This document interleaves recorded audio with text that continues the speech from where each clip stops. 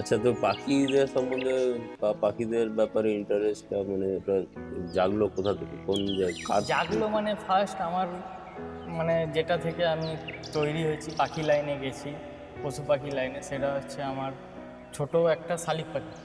শালিক পাখি? আচ্ছা ছোট শালিক পাখি একজনের বাড়িতে ছিল, আচ্ছা মানে বাসা করেছিল ঘরের ভেন্টিলেটরগুলো। আচ্ছা।